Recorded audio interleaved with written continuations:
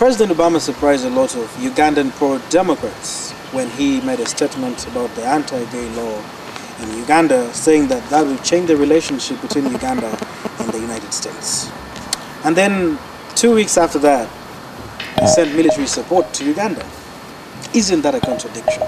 I think the way we see the relationship with Uganda is it's really a multifaceted relationship. And frankly, when it comes to our engagement with the military on the one hand, and certainly the human rights agenda on the other hand, the human rights agenda, which I am responsible for discussing and thinking about back in Washington, I actually see those two issues being mutually reinforceable in the sense that, as we have issues that we need to talk about on the human rights side with the security forces, that reinforces the human rights agenda as well. I think it's not something where you either do one or the other. I would actually say both of those go into having a strong relationship that's premised on important democratic and human rights principles. And so, for me, it's important that we interact with all aspects of the government, and that, to have a strong, multifaceted relationship is something that we can do with an important partner like Uganda. So my question is, why being had in Museveni in Mogadishu and not had in Museveni in Uganda? Well, one tool that we use and that my bureau is responsible for is every year we have a human rights report. We have one for 2013. It's public, it's accessible. We have a very big launch, and we're in the midst of preparing the 2014 Human Rights Report. Within that is for us an important tool to discuss those issues internally on the human rights front that we find troubling, that we find warrants greater discussion, and it's a way to hold to account some of those issues.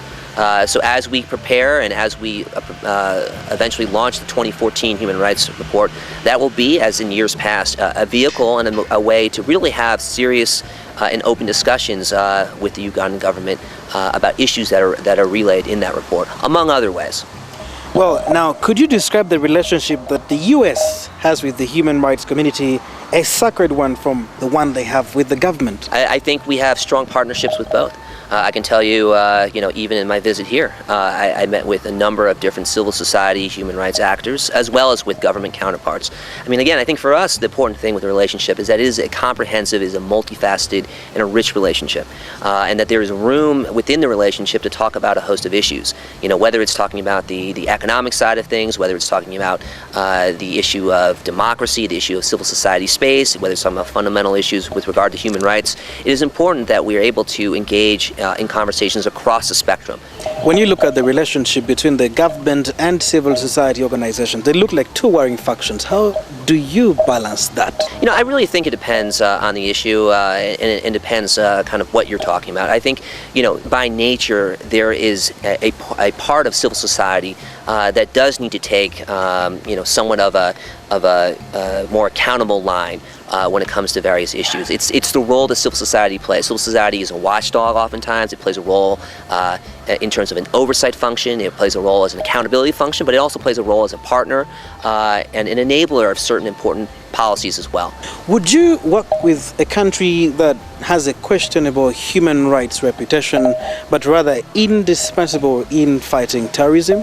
What I would say is this: there is always room in the relationship to work on issues of concern, to have discussions. That's what we're here for. Certainly, I would say that the terrorism issue is one that is of crucial importance to all of us. But I don't think you can decouple that from human rights issues as well. In fact, I would say those are linked.